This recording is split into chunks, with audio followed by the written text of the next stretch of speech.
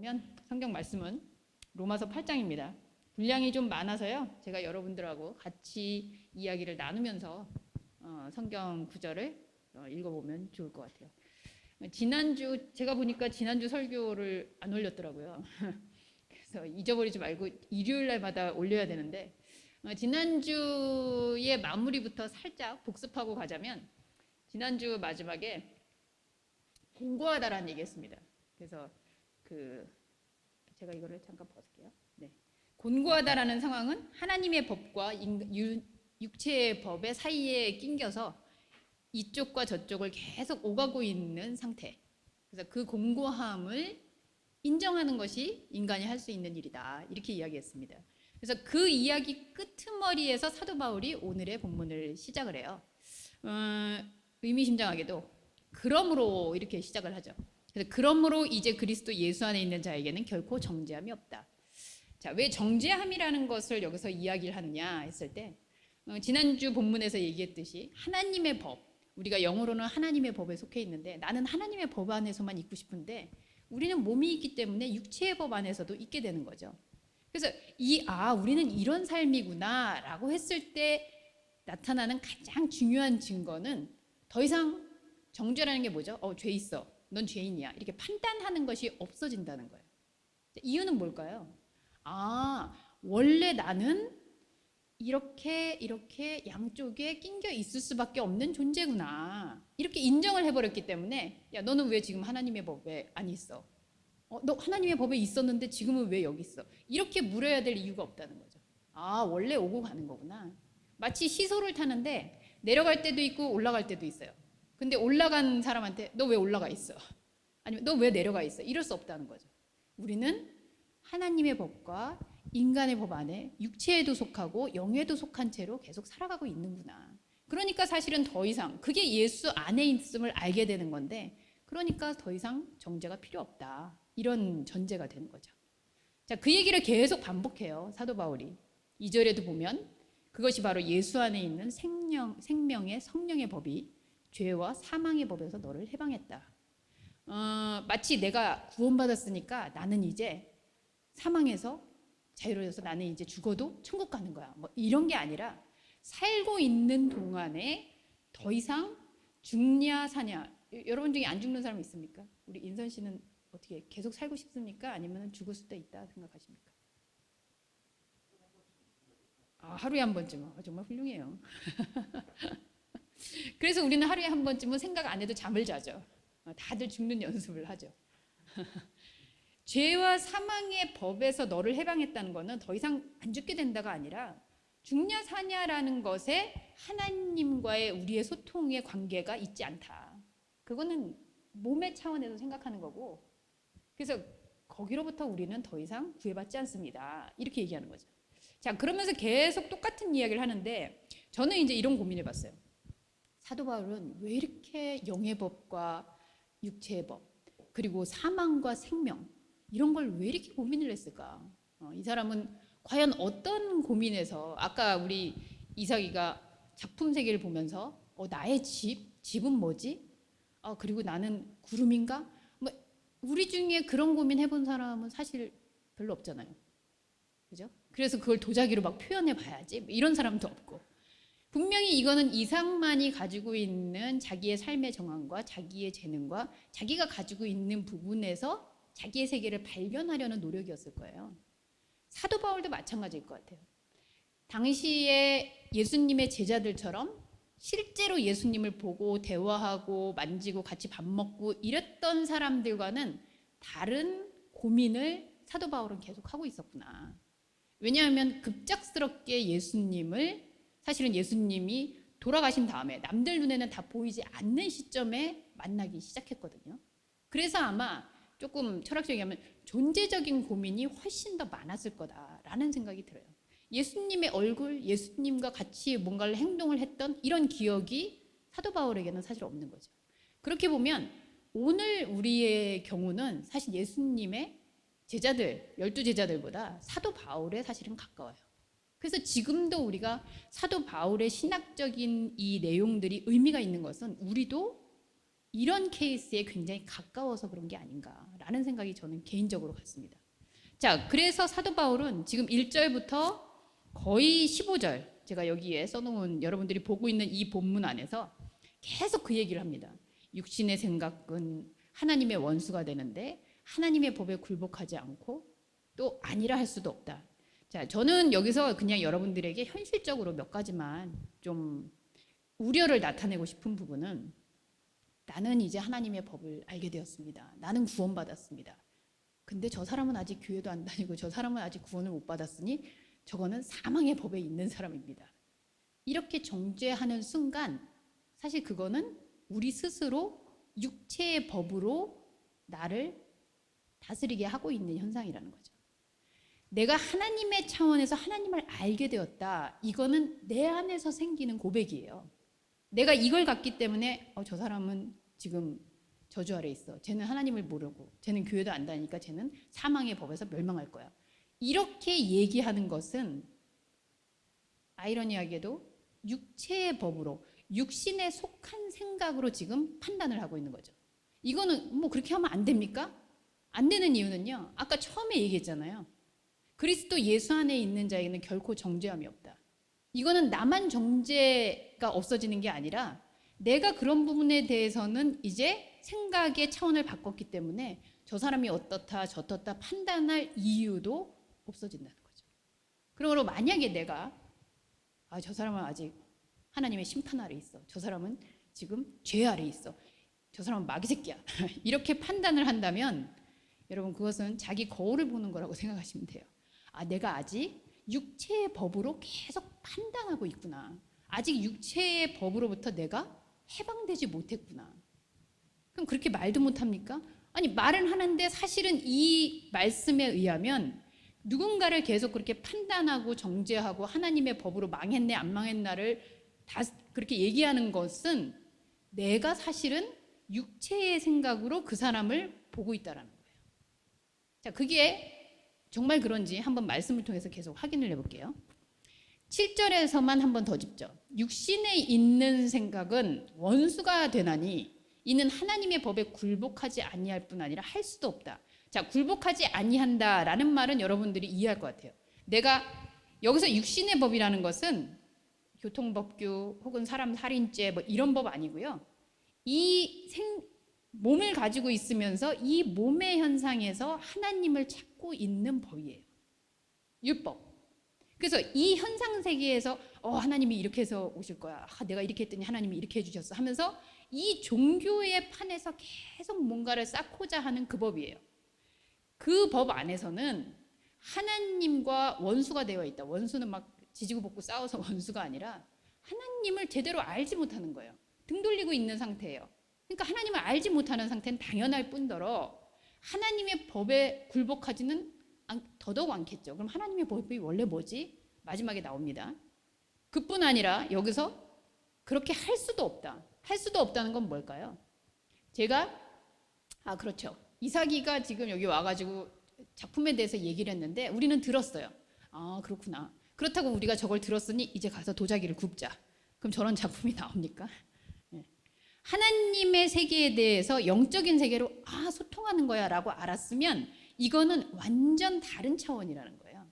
그래서 육신의 차원에서 그거를 알려고 한다면 여긴 알 수도 없다. 여러분 이해되십니까? 이해가 잘 안 되시나요? 네. 하나. 한 번 더요. 네. 자, 그러면 저는 지금 여기 커피가 있습니다. 커피를 마셨는데요. 저기 우리 안에서 그 가람이는 비타 500을 마셨어요. 근데 제가 묻는 거예요. 야, 커피 맛 어때? 그러면 가람은 뭐라 그래야 될까요? 저는 비타 500 먹었는데요. 이렇게 얘기를 해야 되겠죠. 하나님의 법으로 내가 하나님을 만났어요. 그래놓고 육신의 법에 대고 하나님 어때? 이렇게 물으면 거기서 나오는 맛에 대한 이야기는 육신에서 느낀 하나님의 법을 얘기할 거라는 거죠. 비타 500을 먹고 커피 써요. 이렇게 얘기하는 건 자기가 생각해서 비타 500은 달달한데 저건 쓸 거야 하고 먹지도 않은 것을 저에 대해서 얘기를 한다는 거죠. 조금 이해되십니까? 네. 완전히 다른 거라는 거예요. 미술 얘기를 하는데 갑자기 우리 욱 형님이 야 그거는 도가 아니고 레잖아 이렇게 얘기를 해버리는 거죠. 그러면 이삭이는 갑자기 도는 뭐고 레는 뭐지? 이제 이렇게 되는 거죠. 하나님의 영의 세계의 법과 육체의 법은 그만큼 완전 차원이 달라서 여기에 있는 세계를 여기서 구하려고 한다는 것은 마치 커피를 들고 딸기 맛을 원하고 있는 거다라는 거와 완전히 차원이 다르다는 얘기죠. 지금 사도 바울은 그 얘기를 하는 거예요. 그래서 너희가 커피 맛을 봤다면 하나님을 이 영적 차원에서 봤다면 더 이상 육신 내에서 이게 하나님인가? 하나님은 이러신 분이었던가? 하고 했던 생각들은 이제 더 이상 여기에서 통하지 않는다는 얘기예요. 여러분 이해가 되십니까? 그래서 여러분이 영적인 세계로 하나님을 알았다. 자, 이렇게 되면 어떻게 나오느냐? 13절 같은 경우에 오해하면 너희가 육신대로 살면 반드시 죽는다. 자, 이 말은 육신은 아까 우리 인선이는 매일 생각한다는데 육신대로 살면 육신으로 나쁜 짓 하고 막 훔치고 누구 때리고 우리 중에 누가 그럽니까? 우리 하연님 누구 때려보셨습니까? 그 때릴 일이 없죠. 그러면 안 죽습니까? 자, 육신의 대로 살면 내가 육체를 가지고 있는데 육체 안에서 내가 현상의 세계에서 하나님을 구하면 그 하나님은 죽을 거예요. 왜냐하면 내가 현상에 제한된 세계에서 하나님을 만나려고 하고 있기 때문에 이거는 당연히 죽는 거예요. 근데 영으로서 몸의 행실을 죽인다는 것은 몸으로 더 이상 하나님을 찾아서 되는 게 아니구나 라는 걸 알게 되면 산다는 거예요. 자, 13절 한번 같이 읽어볼까요? 시작. 너희가 육신대로 살면 반드시 죽을 것이로되 영으로서 몸의 행실을 죽이면 살리니. 이거를 이렇게 이해하지 않으면 나는 육신으로 저 사람한테 또 내가 욕을 한마디 했네 이러면서 내가 이걸 죽여야지 내가 하나님한테 사랑을 받는데 그러면 여러분 저 사람한테 욕 안 하면 난 구원 못 받습니까? 아니 구원받은 겁니까? 그게 아니라는 거예요. 영의 세계와 이 육신의 세계를 구분할 줄 알게 되면 더 이상 육신의 세계에서 하나님을 찾지 않게 된다는 얘기예요. 이해가 되시죠? 자, 그렇게 되면 뒷부분에도 계속 그렇게 얘기를 해요. 자, 오늘의 주제에 대한 이야기를 한번 해보죠. 자, 그렇게 됐을 때 우리는 나는 하나님을 여기서 만났구나, 하나님의 영적인 세계구나 하면서도 계속 이리로 돌아갈 수밖에 없어요. 왜? 나는 몸으로 살고 있으니까. 그래서 공고한 상태를 계속 오가게 되어 있죠. 자, 그러면 아까 하나님의 법은 나한테 어떻게 온전히 이루어지는 거지? 하나님의 법은 하나님이 제일 잘 아세요. 내가 하나님의 법을 내 안에서 완성하려고 하면 그 순간 우린 또 어디로 이동할까요? 이상님? 우리는 육신의 네, 맞아요. 이해하셨네요. 네, 육신의 세계에서 나 하나님한테 잘 보여서 하나님을 기쁘게 해야지 라고 생각하는 순간 우리는 뿅 하고 또 육신으로 가는 거죠. 자, 그럼 어떻게 이거는 이루어지냐라고 했을 때 16절에 참 감사한 말씀이 나옵니다. 성령이 친히 우리 영과 더불어 우리가 하나님의 자녀인 것을 증언한다. 자, 제가 이영자 권사님의 딸이다 라는 거를 태어났을 때 누가 증명을 했을까요? 내가? 우리 부처님처럼 천상천하 유아독존 이러면서 짠 나는 석가모니다 뭐 이랬을까요? 제가 이영자 권사님의 딸이라는 사실은 이영자 권사님이 증언해 주는 거예요. 네. 우리가 하나님의 영의 하나님의 자녀라는 거는 난 하나님의 자녀야. 자, 이렇게 하려면 어디서 우린 증거를 가져와야 되냐면요. 다시 현상으로 돌아가서 하나님이 이것도 주셨어. 하나님이 이것도 해주셨어. 하나님이 이것도 보여주셔. 그러니까 나는 하나님의 자녀야. 결국은 현상에 있는 걸 가지고 끊임없이 하나님의 자녀라고 증거를 삼고 싶은 게 바로 육신의 법에서 하나님을 찾는 종교심이에요. 여러분, 누가 그래요? 여러분 잘 생각해 보세요. 여러분의 종교가 난 하나님의 자녀야. 감사해. 이렇게 하기 전에 그걸 어떻게 알았는지. 내가 기도했더니 하나님이 뭘 들어줬다. 내가 합격하고 싶었는데 합격했다. 내가 막 이랬는데 내가 나쁜 짓 했더니 하나님이 한 대 탁 치셨다. 이런 거에서 증거가 돼서 내가 하나님의 자녀구나 라고 했다면 그건 어디에 속한 하나님? 여기에서 증거된 하나님이잖아요. 아까 얘기했었죠. 그 하나님은 죽는다. 왜? 내 육신이 없어지면 받는 것도 없을 것이고 이루어질 것도 없어질 것이고 보이던 것도 안 보일 것이고 죽는 거죠. 그러니까 진짜 하나님은 그런 하나님이 아니다. 그리고 내가 자녀됐다라는 사실은 하나님이 성령을 통해서 자기의 영을 통해서 나를 자녀라고 증거해 주신다. 그게 우리한테는 굉장히 반가운 일이죠. 저보고 만약에 그걸 증거하라고 매번 그러면 맞습니다. 제가 이영장 권사님한테 막 못되게 굴어요. 막 아나무인으로. 그런 걸 우리는 뭐라 그러죠? 무슨 자식? 네. 그러니까 내가 현상으로 하는 걸 보고 넌 내 자식이 아니야. 뭐 그런 소리 있잖아. 너 이제부터는 내 자식 아니야. 잘 못해주면 그러잖아요. 말 안 듣고 그러면 야 너는 우리 가족 아니야. 뭐 이렇게 된다는 건 현상에 하는 짓을 보고 하는 건데 그런다고 핏줄이 끊어집니까? 예, 유전자 검사해 보면 그래도 자녀예요. 하나님이 우리를 자녀라고 계속 보고 있는 상태에 그게 우리에게 가장 큰 사실은 복이죠. 가장 큰 증거죠. 나는 못하고 나는 현상에서 뭔가를 아무리 해도 하나님의 자녀다라는 증거가 안 되는데 하나님이. 자, 그러면서 21절이 되게 중요한 말씀인데요. 그 바라는 것은 피조물도 썩어짐의 종로로 타는 데서 해방되어 하나님의 자녀들의 영광의 자유에 이르는 것이다. 저는 이 바울이 이렇게 너무 어렵게 말을 해놔서 좀 얄밉긴 해요. 뭐 똑같은 말입니다. 피조물도 썩어짐의 종로로 타는 데서 해방이 되었다. 제가 지금까지 말한 육체의 증거로 내가 하나님의 자녀구나를 삼을 수 있는 거는 사실 아무것도 없다는 거예요. 이 사실을 알게 되니까 어떤 자유가 왔냐? 나는 더 이상 현상의 세계에서 하나님의 자녀임을 증명할 필요가 없구나. 이게 해방이에요. 이해되셨어요? 제가 현상으로 이거 우리 엄마 사다 드려야지. 이거 해야지. 그거를 했다고 해서 그럼 제가 보니까 우리 김웅님이 이영장 권사님한테 더 살갑게 잘해요. 엄니 하면서. 자, 그러면 저는 이제 비껴나고 김웅님이 엄니가 되는 겁니까? 마음으로는 그럴 수 있죠. 근데 실제로는 유전자 검사 해본다고 해서 현상에서 잘해준다고 자식이 되는 게 아니잖아요. 하나님에게 내가 현상에서 하나님께 더 뭘 잘 드리고 하나님을 위해서 뭘 했다 이렇게 한다고 해서 하나님의 자녀가 된다 이 공식은 아니라는 거예요. 그러면 어떻게 되느냐? 22절에 피조물이 다 이제까지 함께 탄식하며 함께 고통을 겪고 있는 것을 우리가 아느니라. 자, 이거 되게 중요한데요. 21절에 그 바라는 것은 피조물도 썩어짐의 종로로 탄 데서 해방되었어요. 이제 더 이상 우리는 현상에서 하나님을 찾아서 증거해야 될 필요가 없어요. 그래서 하나님의 자녀들은 자유에 이르렀어요. 자, 그런데 여기에서 조금 다른 얘기를 하십니다. 피조물이 다 이제까지 함께 탄식하며 함께 고통을 겪고 있는 것을 우리가 아느니라. 자, 우리 신학생은 좀 아실까요? 우리 전도사님. 탄식은 알겠는데요. 피조물이 어쨌든 이제까지 탄식하며 고통을 겪었다. 저는 근본적으로는 현상 세계에서 하나님을 찾게 되는 건 반드시 실망하고 아니었구나 깨닫게 된다고 생각해요. 자, 그럼 여기서 함께가 두 번이나 나오는데 이 함께 누구랑 함께입니까?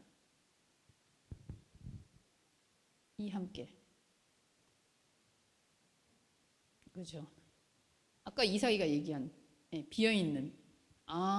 내가 겉으로 하나님의 옷을 입었다고 생각했는데 하나님은 안에 보이지도 않고 그냥 비어있는 공간 같은데 하나님이 있는 거였구나.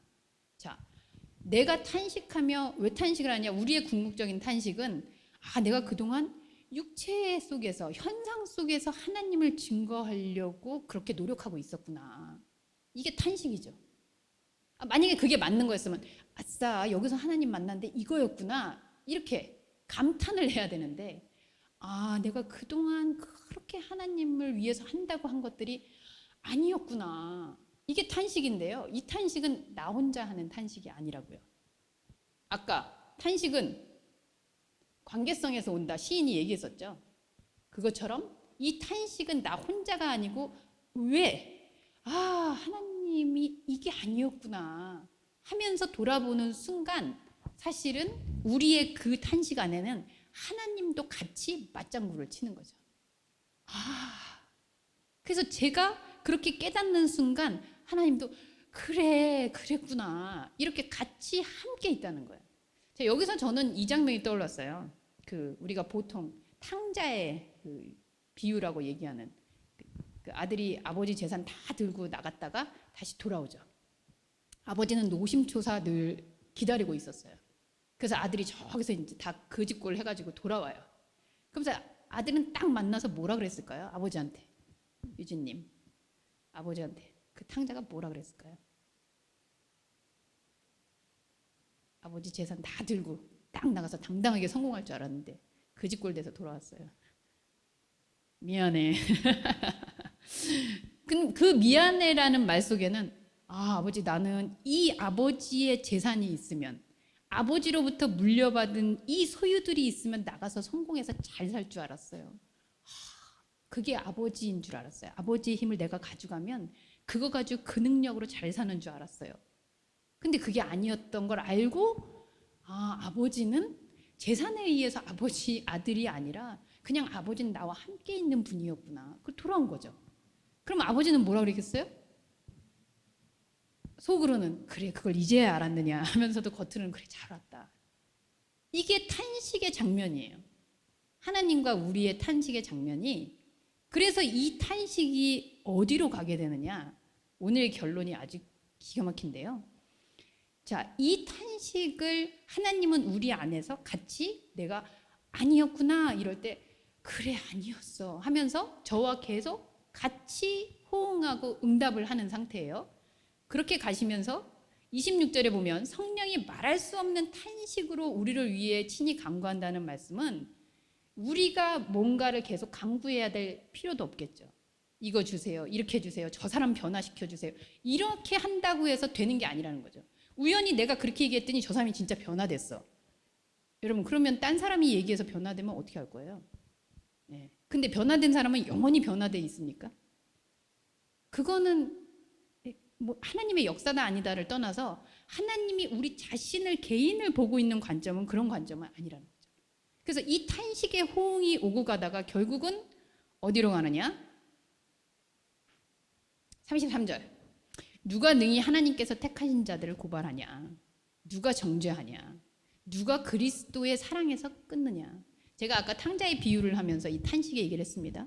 아버지하고 아들의 만나는 그 장면에서 서로 아버지, 나가보니까 아버지 소유물이 나를 잘 살게 하는 게 아니었어요. 그러면서 탄식을 하는데 아버지는 그래 맞아 이러면서 호응을 하면서 결국은 탄식을 통해서 뭐가 확인이 되는 거죠? 인사님, 뭐가 확인이 되죠? 아버지와 아들의? 그렇죠. 탄식은 사랑의 전조전이에요. 아니구나. 그래, 이거였어. 이렇게 호응하는 게 바로 사랑의 확인이에요. 아버지와 아들은 그 부둥켜 안고 탄식을 통해서 사랑을 확인하는 거죠. 성령이 말할 수 없는 탄식으로 우리한테서 있는다는, 내가 기도를 잘 못하니까, 혹은 내가 하도 개차반같이 사니까 나를 위해서 눈물을 흘리시는 거 아니고, 그 탄식을 통해서 나와 함께하는 탄식, 함께 고백하는 그 탄식을 통해서 사랑을 확인해요. 누구의 사랑을? 하나님의 사랑. 그래서 어떻게 얘기하느냐, 그 사랑이 얼마나 강력하냐면요, 이 사랑은 이렇게 해도 안 끊어져요. 자, 35절. 누가 우리를 그 사랑에서 끊겠느냐. 그런데 37절, 38절 볼게요. 내가 확신하노니 사망, 생명, 천사, 권세자, 현재일, 장래일, 능력, 높음, 깊음, 다른 어떤 피조물도 하나님의 사랑에서 끊을 수 없다. 자, 그러면 근데 여기서 조금 이상한 단어들이에요. 자, 사망, 생명, 천사, 권세자. 뭐 사망은 나쁜 말인 줄 알겠는데 생명, 천사, 권세, 현재일, 능력, 높음, 깊음, 이거 나쁜 말입니까, 여러분?